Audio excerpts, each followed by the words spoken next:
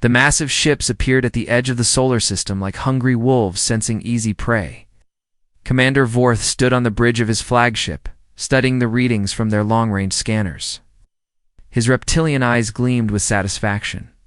As the data flowed across the screens, this world looked perfect for harvesting. Sir, the bioscanners show a populated planet with primitive energy signatures. Reported his aide, a younger Korthok, with bright green scales. The inhabitants appear to have basic space technology, but nothing that could threaten our fleet. Vorth nodded slowly. After 300 years of galactic conquest, he had seen this pattern countless times. A young species discovers fire, builds cities, reaches for the stars, and then the Dominion arrives to collect them. It was the natural order of things. The strong harvest the weak. How many ships do they have in orbit? Vorth asked, though he already knew the answer would be disappointing. 12 small vessels, Commander. Mostly research stations and communication satellites. They seem to be watching us, but they have made no aggressive moves. The Dominion had brought over 200 ships to this system. It was probably too many, but High Command wanted this harvest completed quickly. They had received reports of unrest in other territories. A swift victory here would remind other species why. Resistance was pointless. Vorth activated the communication system to address his fleet. All ships, this is Commander Vorth. We begin the harvest in 6 hours. Intelligence suggests minimal resistance. Capture as many alive as possible. Their labor will serve the Empire for generations. Now, the bridge crew moved with practiced efficiency. They had done this before on dozens of worlds. The routine was always the same. Arrive, intimidate, overwhelm, collect. Most species surrendered after the first show of force. Those that didn't were quickly crushed. But as the Dominion fleet moved deeper into the system, something felt different. The human ships weren't running away. They weren't sending desperate messages begging for mercy. They were just watching and waiting. Sir, we're receiving a transmission from the third planet, the communications officer announced. Put it through, Vorth ordered. The screen flickered, and a human face appeared. The creature had pale skin and dark hair with eyes that showed no fear. It spoke in a calm, steady voice. This is Captain Rivers of the Earth's Defense Force. You are entering human space without permission. Turn around and leave now, or face the consequences. The bridge fell silent for a moment, then erupted in laughter. Vorth had heard similar threats from dozens of species. Yes. They all sounded brave until the shooting started. Tell the human that resistance is futile, Vorth said. They will submit to Dominion, rule, or be destroyed. The human's expression didn't change. I gave you a fair warning. What happens next is your choice. The transmission ended. Vorth stared at the blank screen for a moment, puzzled by the human's confidence. Did they not understand what they were facing? The Dominion fleet could turn their entire planet into glass within hours. Begin the attack, Vorth ordered. Start. With their orbital stations, show them what real power looks like. The first wave of Dominion fighters launched from their carriers, streaking toward the human positions. On the screens, Vorth watched the small human ships finally begin to move. But instead of fleeing, they were positioning themselves for battle. Foolish creatures, Vorth muttered. They think 12 ships can stop our entire fleet, but as his fighters closed in on the human positions, more ships began appearing on the scanners. First dozens, then hundreds. They emerged from behind asteroids, from hidden positions near the planets, from places where the long-range scanners had detected nothing. Where did they come from? Vorth demanded. His aide was frantically checking the readings. Sir, they were using some kind of stealth technology. Our scanners couldn't detect them until they powered up their weapons. The first eyes. Engagement began. Vorth expected to see his fighters easily overwhelm the human ships. Instead, he watched in growing alarm as human vessels moved with precision and coordination that spoke of years of training and preparation. The human ships were fast, much faster than their basic appearance suggested. They worked together like a pack of hunters, concentrating their fire on single targets before moving to the next. Within minutes, Vorth had lost 20 fighters without destroying a single human vessel. How is this possible? He growled. Intelligence said they were primitive. Sir, incoming transmission from Squadron Leader Gix, the communications officer reported. Vorth activated the channel. The voice that came through was filled with panic.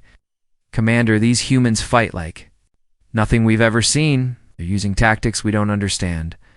My entire squadron is under attack, and I can't get a clear shot at any of them.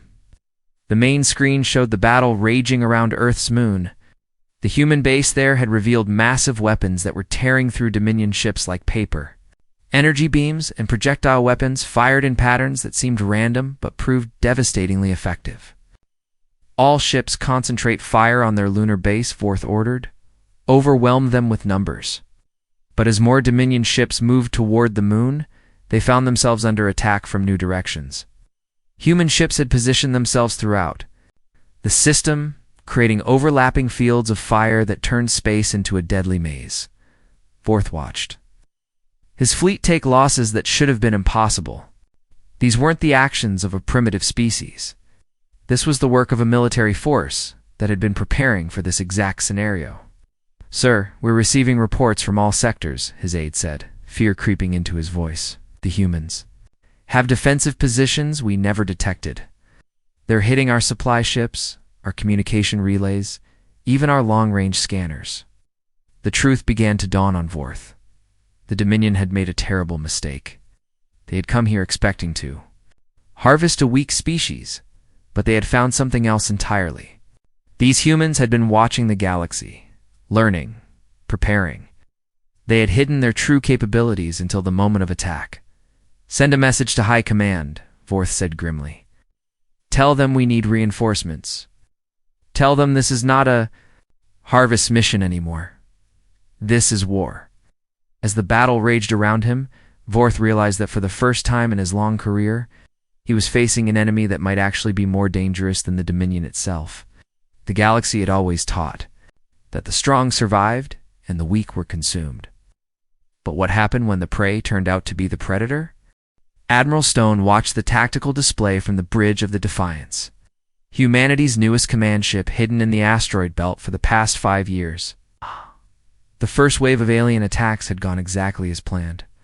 The enemy had revealed their numbers, their tactics, and most importantly, their arrogance. All stations report ready, Admiral, said Lieutenant Davis from her position at the communications console. The Mars colonies have been evacuated to the underground facilities. Jupiter Station is powering up the heavy weapons. Stone nodded. Humanity had spent decades preparing for this moment. When the first alien signals had been detected 40 years ago, world leaders made a choice that saved their species. Instead of announcing contact to the public, they began the largest military buildup in human history. The Dominion ships were advancing toward Earth, clearly expecting the humans to fall back or surrender. They had no idea what they were about to face. Activate the Mercury arrays, Stone ordered deep in the inner system. Solar collection stations that the aliens had dismissed as primitive power generators began to reveal their true purpose. Massive energy beams lanced out from Mercury's orbital platforms, striking the lead Dominion ships with concentrated solar power that could melt through any known armor. The alien formations scattered in confusion. Their ships were tough, but they hadn't expected to face weapons that drew power directly from the sun itself. 3 of their heavy cruisers simply vanished in balls of superheated plasma. Yes, sir. Enemy fighters are breaking off their attack on Luna Base, reported the tactical officer. They're regrouping near Mars? Stone smiled grimly. The aliens were learning, but they were learning too slowly. Release the Mars defense grid.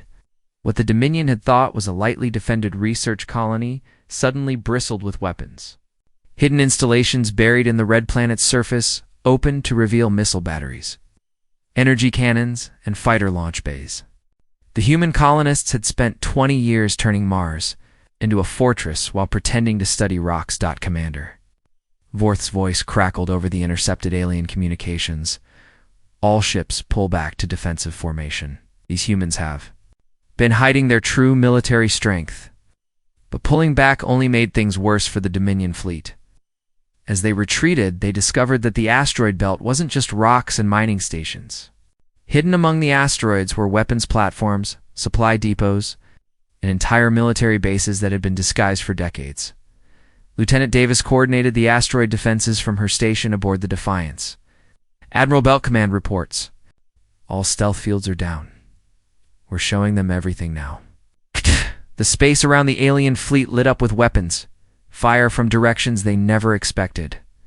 What had appeared to be empty space revealed itself to be a carefully constructed maze of defensive positions.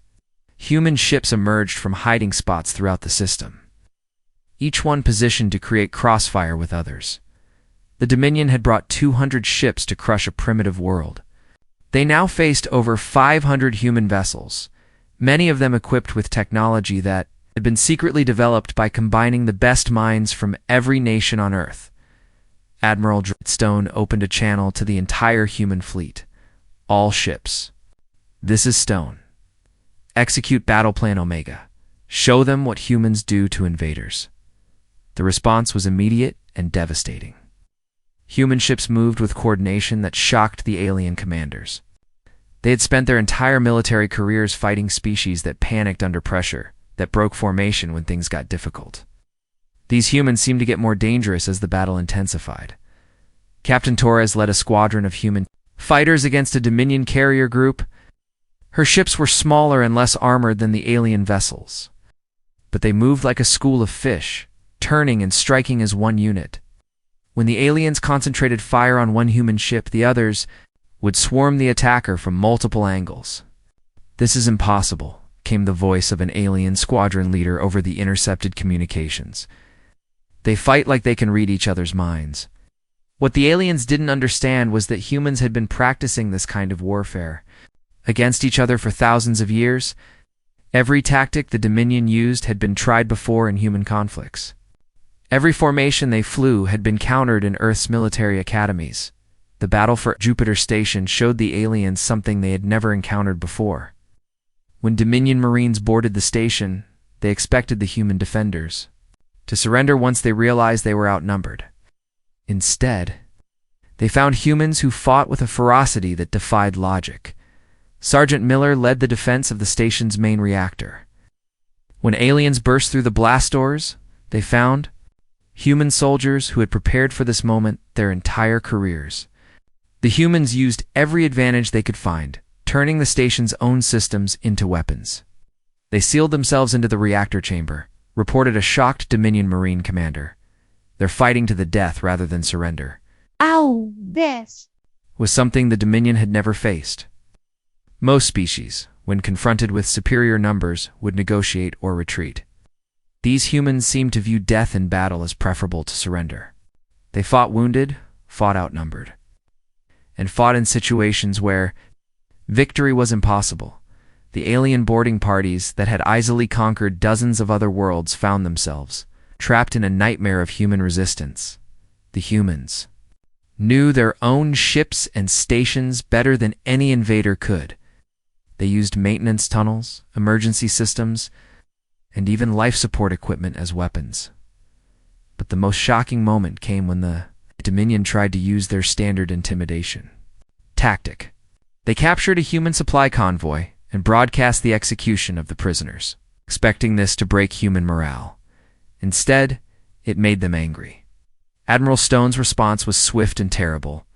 Every human ship in the system converged on the Dominion vessels that had committed the atrocity. The aliens found themselves facing not just military resistance, but the concentrated fury of an entire species that had been pushed too far. "Pull back to the outer system," Commander Vorth, finally, ordered his remaining ships. "We need to regroup and call for reinforcements." As the battered Dominion fleet retreated, Admiral Stone surveyed the battlefield. The humans had won the first major engagement, but this was only the beginning.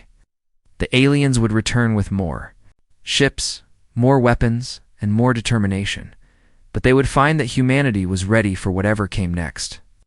Earth had revealed only a fraction of its true defensive capabilities. The real war was just beginning, and the galaxy was about to learn why humans had survived and thrived on one of the most dangerous planets in known space. The aliens had come expecting to harvest a weak species. Instead, they had awakened something that had been preparing for this fight since the first human looked up at the stars and wondered what might be looking back. The Dominion High Command was not pleased with Commander Vorth's initial report.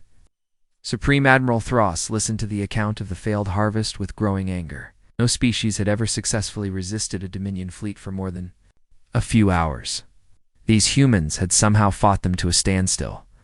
"You will return with the full invasion force," Thros commanded over the long-range communication system. "Take the Shadowblade Commandos and the Grimlock shock troops. Crush this resistance before word spreads to other systems." His head in acknowledgement. "Yes, Supreme Admiral. But I must warn you, these humans are unlike anything we have faced before. They fight with a coordination and determination that defies our understanding. They are still just one species on one world," Thros replied coldly. "We have conquered half the galaxy. It will not be stopped by primitive mammals." 3 weeks later, the Second Dominion fleet arrived in the Sol system. This time they brought 500 ships, elite troops from 3 different species, and weapons designed to crack planets. Vorth was confident that overwhelming force would succeed where surprise had failed. But as the invasion fleet approached Earth, they discovered that the humans had not been idle during the brief peace. The planet's surface was no longer dotted with the bright lights of cities. Instead, it showed only scattered settlements and vast dark areas where millions of people had simply vanished. "Where did they go?" asked Vorth's aide, staring at the sensor readings. The answer came quickly. As Dominion landing craft descended toward Earth's surface, they found themselves under attack from positions that shouldn't have existed. Weapons. Fire erupted from forests, mountains, deserts, and even areas that sensors showed as completely empty. The humans had done something no other species had ever attempted. Instead of gathering in their cities to wait for rescue, they had scattered across their entire planet and turned every piece of terrain into a battlefield. Dr. Watson coordinated the resistance from a bunker complex deep beneath the Rocky Mountains. She had spent her career studying Earth's geography and climate, but now she used that knowledge to make the planet itself into a weapon against the invaders. Sector 7 reports successful ambush of alien supply convoy, came the report from her communications officer. Sector 12 has disrupted their landing zone in the Amazon. Sector 3 has the enemy trapped in a blizzard in Siberia. The Dominion had expected to fight human military units and organize battles. Instead, they found themselves facing an entire population that had been trained for guerrilla warfare. Farmers who could disappear into grain fields and strike from unexpected angles. Factory workers who knew every tunnel and hiding place in industrial complexes. Even children who could spot alien movements and report them to hidden resistance cells. General Thompson had spent 2 decades preparing for this moment. As a young officer, he had studied every guerrilla campaign in human history. He knew that conventional warfare favored the side with superior technology and numbers, but unconventional warfare favored the side that knew the terrain and was willing to pay any price for victory. "Aliens think like conquerors," he explained to his staff officers during a briefing in an abandoned subway tunnel beneath New York. "They're used to taking cities, controlling governments, forcing surrender. But you can't conquer a population that refuses to be conquered." The Shadowblade Commandos were the elite of the Dominion military. They had infiltrated and destroyed the leadership of dozens of species. Their stealth technology made them nearly invisible, and their weapons could kill from incredible distances. But when they tried to hunt human resistance leaders, they found themselves being hunted instead. The humans seemed to know where the aliens were going before they got there. Traps waited around every corner. What should have been simple assassination missions turned into running battles through terrain. The humans knew better than their own heartbeats. Captain Rivers had moved his command post to a series of connected caves in the Appalachian Mountains. From there, he coordinated attacks across the entire eastern seaboard. The aliens controlled the skies, but the humans owned the ground. "Sir, we've got reports from around the globe," his communications specialist reported. "The aliens are taking heavy losses in every theater. Can't hold territory because we won't let them. Every time they establish a base, we hit their supply lines. Every time they send out patrols, they don't come back. The Grimlock shock troops were massive creatures, twice the size of humans, and protected by natural armor that could stop most small arms fire. They had crushed resistance on 100 worlds through sheer physical intimidation, but humans had been hunting dangerous animals for their entire evolutionary history. They knew that size and strength meant nothing if you couldn't catch your prey. The Grimlocks found themselves fighting an enemy that appeared without warning, struck hard, and vanished before they could respond. In the jungles of South America, human fighters used the dense canopy to launch attacks from above. In the deserts of Africa, they buried themselves in sand and struck from below. In the frozen wastes of Antarctica, they used the weather itself as a weapon. Leading alien patrols into blizzards where humans could survive but aliens could not, the Dominion forces controlled the landing zones they had established, but they couldn't move beyond them without suffering constant attacks. Their supply ships were destroyed before they could unload. Their communications were jammed by hidden human transmitters. Their patrols were picked off one by snipers, who could hit targets from distances the aliens thought impossible. Commander Vorth stood in his command center, staring at reports of failure from every front. His forces had been fighting for 2 months and had gained virtually no territory. Worse, human resistance seemed to be growing stronger rather than weaker. "Sir, we've lost contact with Forward Base 7, reported his aide. That's the 4th base this week.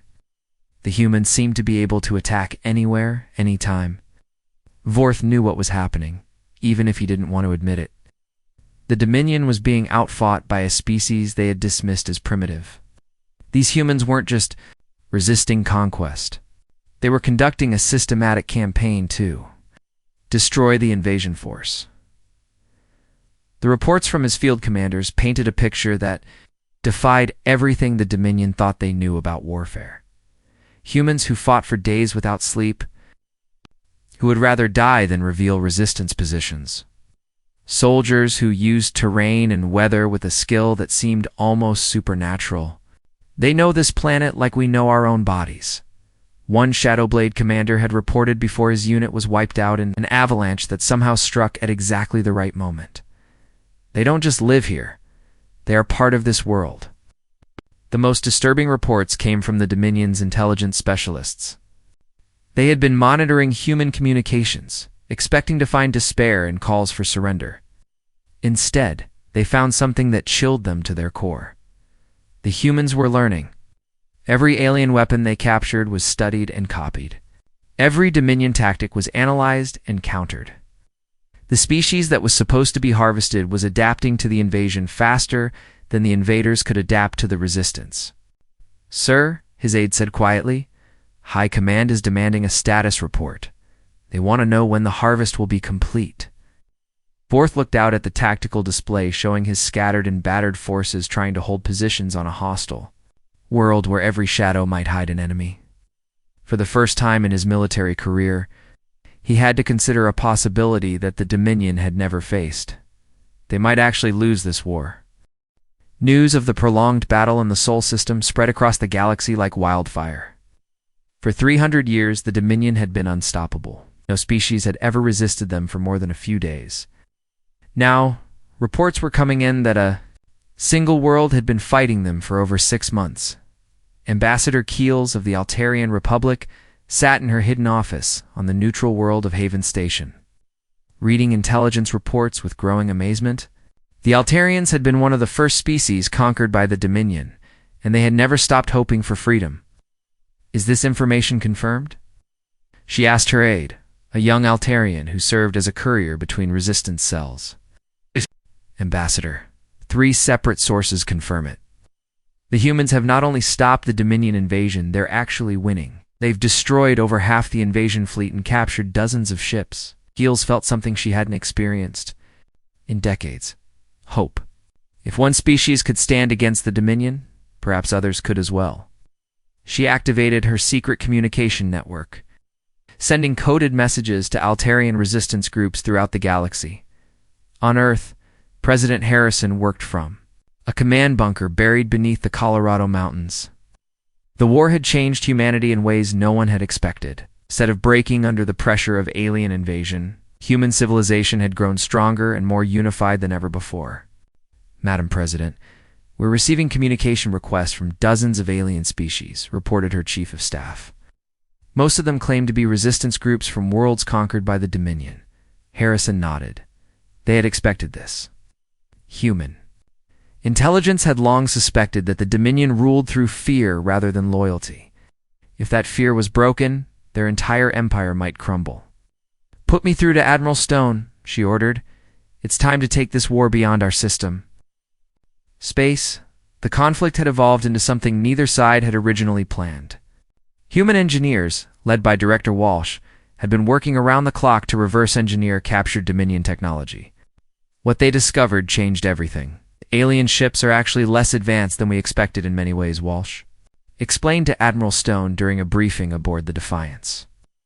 They rely on brute force and superior numbers rather than innovation. Their weapons are powerful, but inefficient. Their shields are strong, but inflexible. Stone studied the technical data scrolling across the screens. "What does this mean for our capabilities?" "It means we can build better ships," Walsh said with a grin. "We've been combining their technology with our own designs. First prototypes are already in testing." The new human ships were unlike anything the galaxy had ever seen. They combined Dominion power systems with human tactical doctrine, creating vessels that were faster, more maneuverable, deadlier than either species could build alone. Captain Torres commanded the first squadron of these hybrid ships. When they engaged a Dominion patrol near Jupiter, the results were devastating. The alien ships found themselves facing weapons they couldn't defend against and tactics they couldn't counter. "They're not just adapting our technology," reported a surviving Dominion captain. "They're improving it. Their ships are better than ours now." The real change was happening in the minds of beings across the galaxy. Species that had accepted Dominion rule as inevitable began to question that assumption. If humans could fight back successfully, why couldn't others? The Vegan Collective, a peaceful species known for their advanced medicine, made secret contact. With human forces, they offered to share their healing technology in exchange for weapons and tactical training. Within weeks, human soldiers were recovering from wounds that would have been fatal before. While vegan resistance fighters learned to use human guerrilla tactics against their oppressors, the Centauri Assembly, master shipbuilders who had been forced to construct vessels for the Dominion fleet, began sabotaging their own work.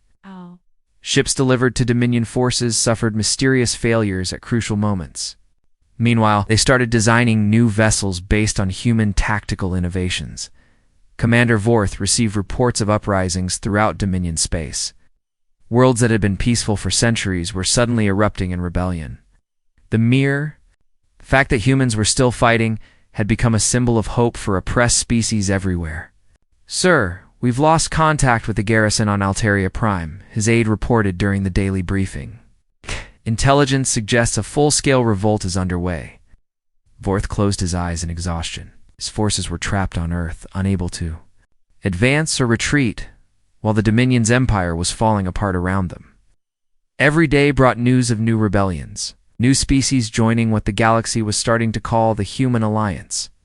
The situation became critical when the Dominion's most important allies began to reconsider their loyalties. The Hegemony of Worlds, a coalition of species that had joined the Dominion voluntarily in exchange for protection and trade benefits, started sending secret delegations to human space. Director Kim of Human Intelligence Services met with Hegemony representatives on a captured Dominion station that had been converted into a diplomatic facility. "We're not asking you to fight alongside us," she explained to the alien delegates. "We're simply asking you to stop fighting against us." The lead delegate, a being from the aquatic Nereid species, spoke carefully. "The Dominion has ruled the galaxy for 3 centuries. Even if you defeat this invasion force, they will send another and another after that." Kim smiled. "Let us worry about the Dominion. You just worry about your own people. How many of them are truly happy living under alien rule?" Within weeks, the Hegemony announced its withdrawal from the Dominion Alliance. They declared their systems neutral and began providing humanitarian aid to refugee populations fleeing the expanding conflict. The psychological impact was enormous. The Dominion had always presented itself as the natural and inevitable ruler of the galaxy. Now, their own allies were abandoning them. Their enemies were growing stronger every day.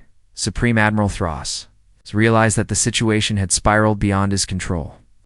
What had started as a simple harvest operation had become a galactic war that threatened the very existence of the Dominion.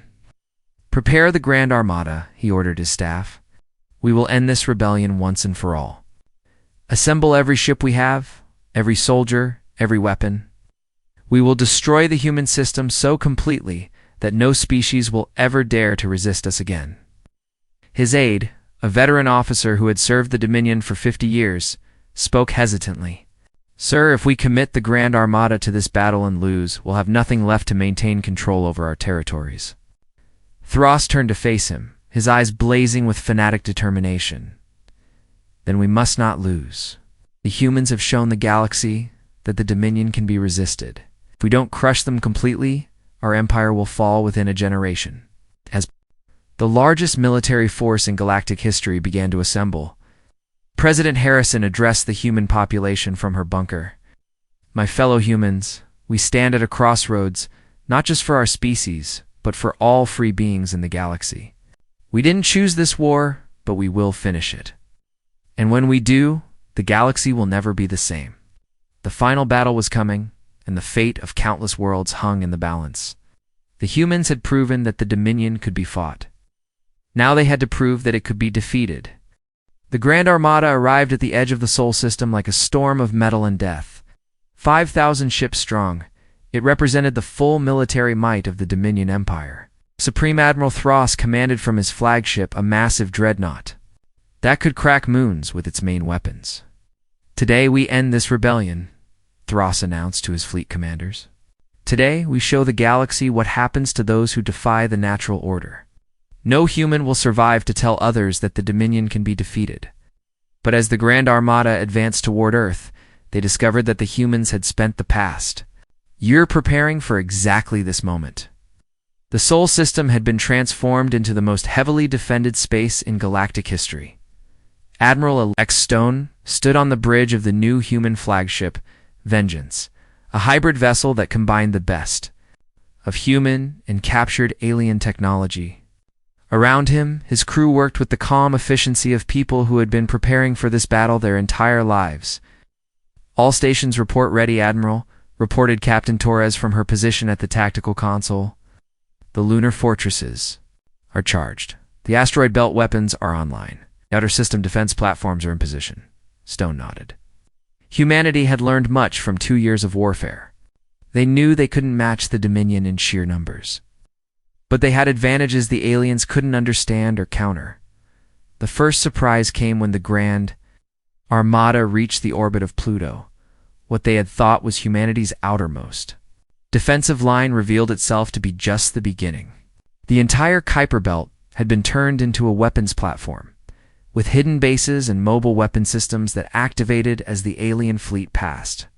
"Impossible," whispered Supreme Admiral Thros, as his sensors showed thousands of energy signatures appearing throughout the outer system. How did they build so much so quickly? The answer was simple but shocking.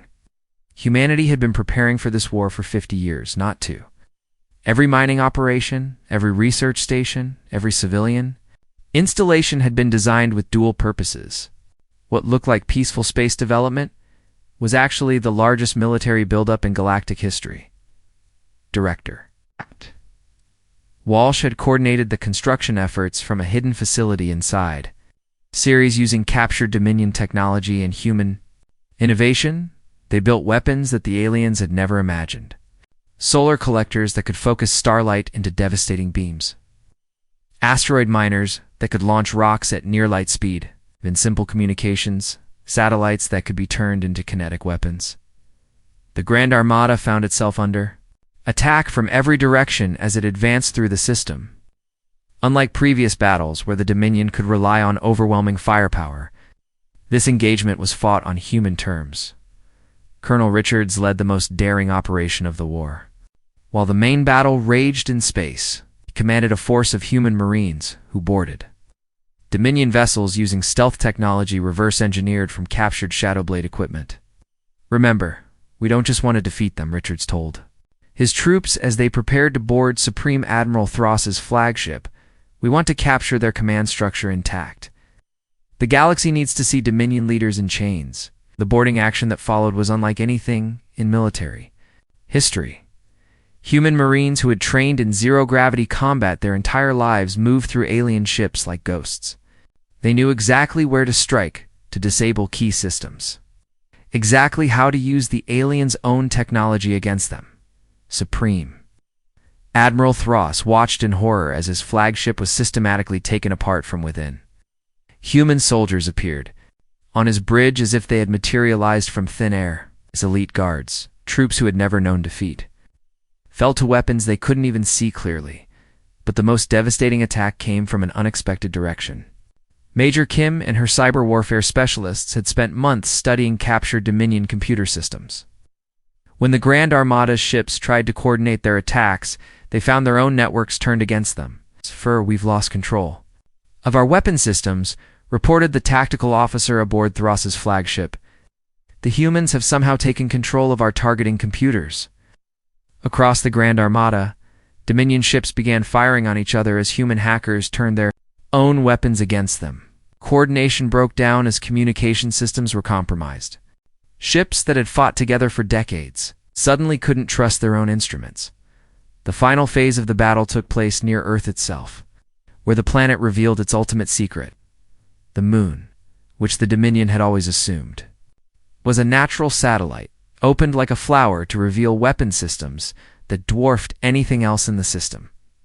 President Harrison had authorized the lunar project 20 years earlier, when it became clear that conventional defenses wouldn't be enough. The entire moon had been hollowed out and converted into a fortress that could destroy entire fleets. Fire, Admiral Stone commanded. The moon's main weapon was a gravity manipulator that could create artificial black holes. When it fired, it didn't just destroy ships, it erased them from existence entirely. Entire sections of the Grand Armada simply vanished as space-time itself was weaponized against them. Supreme Admiral Thross found himself surrounded by human Marines on his own bridge. His fleet scattered and broken, his empire crumbling around him. For the first time in his long military career, he faced the possibility of surrender. "You cannot have one," he said to Admiral Stone, who had come aboard to accept the Dominion's surrender personally.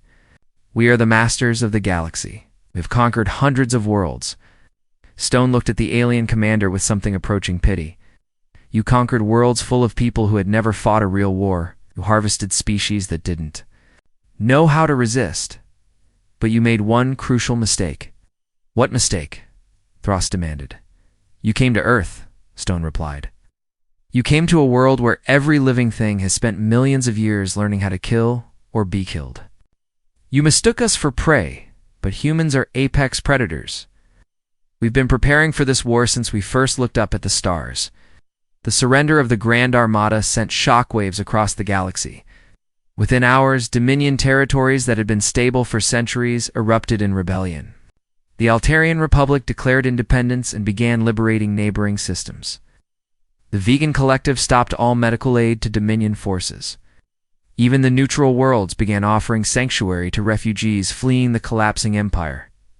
Supreme Admiral Thross was brought before a tribunal on Earth, where representatives from dozens of species gathered to witness the trial of the galaxy's former master. The proceedings were broadcast throughout known space, showing the Dominion's military leader in chains, forced to answer for 3 centuries of conquest and oppression. "The Dominion claimed to bring order to the galaxy," President Harrison said as she addressed the assembled delegates. "But order built on fear and slavery is not order at all. It's tyranny. Today that tyranny ends." The trial revealed the full extent of Dominion crimes. Entire species had been enslaved or exterminated. Worlds had been stripped of resources and left barren. Billions of beings had lived and died under alien rule, never knowing freedom. But the trial also revealed something else. The Dominion's power had always been built on the belief that resistance was impossible. Once that belief was shattered, their empire crumbled like sand. Dr. Watson, is now serving as Earth's chief scientific advisor, presented evidence of how the Dominion had suppressed technological development in conquered species. They didn't just steal resources, she explained to the tribunal. They stole potential. Imagine what the galaxy could have achieved if all these species had been free to innovate and explore. The verdict was unanimous. The Dominion leadership was found guilty of crimes against sapient life. But rather than execute them, the tribunal chose a different punishment. They would spend the rest of their lives helping to rebuild the worlds they had destroyed. Captain Rivers, now promoted to admiral, led the human fleet that escorted Dominion prisoners to their assigned worlds. Many of these planets had been so damaged by centuries of exploitation that they were barely habitable. The former rulers would now work alongside their former slaves to heal the damage they had caused. The aftermath of the war brought changes that no one had anticipated. The human alliance formed during the conflict became the foundation for a new galactic government based on cooperation rather than conquest. Species that had been enemies for millennia found common ground in their shared experience of liberation. But perhaps the most important change was psychological. The galaxy had learned that oppression was not inevitable. Tyrants could be defeated, that freedom was worth fighting for. Young beings across hundreds of worlds grew up hearing stories of the humans who had stood against impossible odds and won. Admiral Stone, now retired, stood on the observation deck of Luna Station 5 years after the war's end. Through the transparent aluminum windows, he could see ships from dozens of species coming and going in peaceful trade. The moon's weapons had been converted into mining equipment, helping to build the infrastructure for humanity's expansion into the galaxy. "Any regrets, Admiral?" asked Captain Torres, who had come to visit her old commander. Stone watched a group of young Altarians learning to pilot human-designed ships alongside human cadets. "Only one," he said. "I regret that it took a war to show the galaxy what we could accomplish together." The Dominion's former territories were being transformed into something unprecedented in galactic history, a true confederation of free worlds. Each species maintained its independence while cooperating on projects too large for any one world to handle alone. Human technology, combined with innovations from liberated species, led to breakthroughs that advanced civilization by centuries. In just a few years, diseases that had plagued entire species for millennia were cured. Worlds that had been barren were made green again. New forms of faster-than-light travel made even the most distant systems accessible. But the humans never forgot the lesson of their victory. They maintained their military strength, not to conquer, but to ensure that no other species would ever again face the choice between slavery and death. The Human Alliance Defense Force became the protector of freedom throughout the galaxy. Harrison, now serving her second term as head of the Galactic Council, often reflected on how quickly everything had changed. The species that had once been humanity's greatest threat had become their closest allies in building a better future. The Dominion made one critical error, she told a gathering of young leaders from across the galaxy. They believed that might makes right, that the strong should rule the weak. But true strength comes from protecting those who cannot protect themselves. True power comes from lifting others up, not keeping them down. The galaxy had learned that cooperation was stronger than conquest, that diversity was more valuable than uniformity, that freedom was worth any sacrifice to achieve and defend. And at the center of it all was a small blue world that had once been mistaken for prey. Earth had become the symbol of hope for free beings everywhere, proof that no tyranny was too powerful to defeat if people were willing to stand together and fight. The stars that had once seemed cold and threatening now beckoned with promise. Humanity had taken its first steps into a larger universe, not as conquerors, but as liberators, and the galaxy would never be the same.